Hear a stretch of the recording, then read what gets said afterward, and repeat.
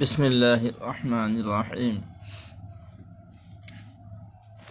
আলহামদুলিল্লাহ। শীত কাটানোর কায়দা। শীতকাল আল্লাহ পাকের বিরাট নিয়ামত। শীতকালে আল্লাহ পাকের কিছু খাস খাস নিয়ামত পাই আমরা। বিভিন্ন রকমের তরি তরকারি, শাকসবজি, খেজুর রস এবং খেজুর গুড় ইত্যাদি আমরা পাই। আলহামদুলিল্লাহ, শীতকালের অনেক ফায়দা, উপকারিতা। একটু কষ্ট হয় বটে, এই জন্য শরীরকে কিভাবে ঠান্ডা থেকে বাঁচানো যায় তার জন্য কায়দা করা দরকার। তুলো পেটা এবং এমন কটন পোশাক ব্যবহার করা যে পোশাক চামড়ার সাথে এঁটে থাকে। চাদরের মতো ঢিলে পোশাকের চেয়ে ওই আঁটসাঁট পোশাক শীতের পক্ষে এবং ঠান্ডা থেকে শরীরকে হেফাজতের জন্য খুবই ভালো। অবশ্য গরম থেকে ঠান্ডা বা খোলা হাওয়ায় যাওয়ার সময় খুব সাবধান থাকতে হয় যেন ঠান্ডা না লাগে। খাস করে কানে ও গলায় ঠান্ডা বাতাস লাগলেই কাশি শুরু হওয়ার খুব সম্ভাবনা। পানি চুষে চুষে পান করা, মানে পানি পান করার সময় ঠান্ডা পানি মুখের মধ্যে খানিকক্ষণ রেখে তারপর পান করা। সেই পানি ওই মুখের গরমে বা জিভের গরমে ভিতরে যাওয়ার উপযুক্ত হয়ে যায়, খুব বেশি ঠান্ডা থাকে না।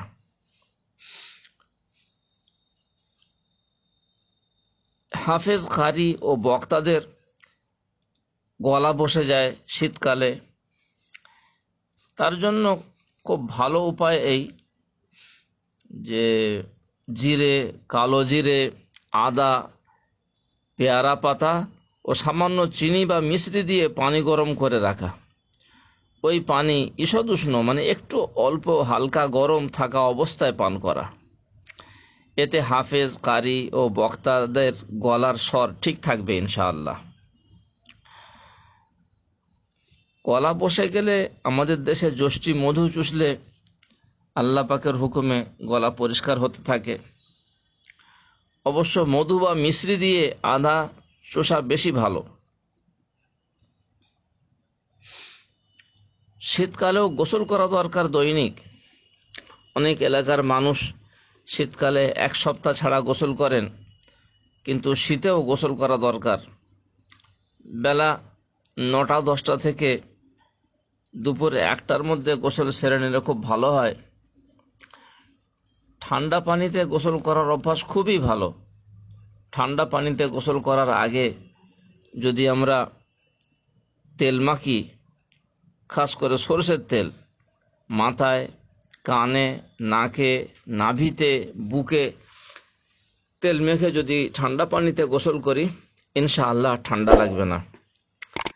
আর গোসলের সুন্নত তরিকাও মানা দরকার। আর গোসল করার সময় শীতকালে ঠান্ডা পানিতে গোসল করার আগে মুখ ভর্তি পানি নিয়ে গোসল করলে ঠান্ডার ক্ষতিটা হয় না। এটা হাকিম সাহেবেরা বলে থাকেন। উত্তরপ্রদেশের হাকিম সাহেবেরা বলেন, শীতকালে গোসল করার আগে উজু করে নিয়ে গায়ে ঠান্ডা পানি ঢালার আগে, বা পুকুর যদি হয় পুকুরে নেমে ঠান্ডা পানিতে গোসল করার আগে মুখ ভর্তি পানি নিয়ে গোসল করলে অসুবিধা হয় না আল্লাহ পাকের হুকুমে। আর শীতকালে তাড়াতাড়ি গোসল সারা দরকার।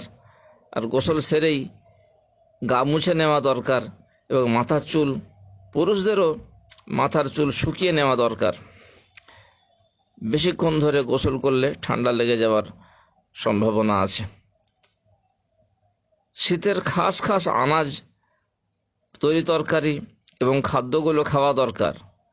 প্রত্যেক মৌসুমের আলাদা আলাদা যেসব ফল, তরি তরকারি আল্লাহ পাকের হুকুমে উৎপন্ন হয়, সেগুলিও খাওয়া দরকার। অবশ্য শীতকালে যাদের ঠান্ডার ধাত, তাদের জন্য কলা, শশা, আমলকি এবং কোল্ড ড্রিঙ্কস পুরো বর্জন করা দরকার। এতে গলা বসে যেতে পারে বা এমন কফ কাশি শুরু হতে পারে যে পুরো শীতকাল মেহমান হয়ে থাকবে।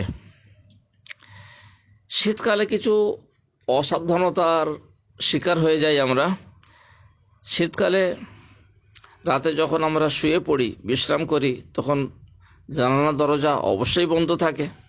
তার উপর আবার অনেকেই কম্বল বা লেপের ভিতর মুখ নাক ঢাকা দিয়ে ঘুমিয়ে পড়েন এবং এইভাবে মুখ নাক ঢাকা দিয়ে লেপের ভিতর ঘুমোতে অভ্যস্ত।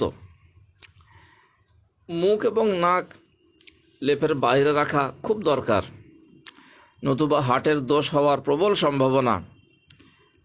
যে পরিমাণে অক্সিজেন হার্টের দরকার, ফুসফুসের দরকার, সেই পরিমাণ সে পায় না। এমনি তো জানালা দরজা বন্ধ আছে, আবার লেপের ভিতর বা কম্বলের ভিতর নাক মুখ ঢেকে রাখার ফলে পর্যাপ্ত পরিমাণে অক্সিজেন বুকের ভিতর যেতে পারে না, ফলে এইসব মানুষের হার্টের দোষ খুব বেশি হওয়ার সম্ভাবনা। এজন্য নাক মুখ কম্বল এবং লেপের বাইরে রাখা দরকার। অনেকে এসি ব্যবহার করেন, কিন্তু সর্বদা এসি ব্যবহার করলে হাড় দুর্বল হয় এবং বেশ কিছুদিন এয়ার কন্ডিশনে থাকার পর হাড়ে অনবরত যন্ত্রণা হয়। এটা আল্লাহ পাকের নিজাম। আল্লাহ পাক আমাদেরকে ভালোভাবে শীত কাটানোর তৌফিক দান করুন। ওয়া মা আলাইনা ইল্লাল বালাগুল মুবিন।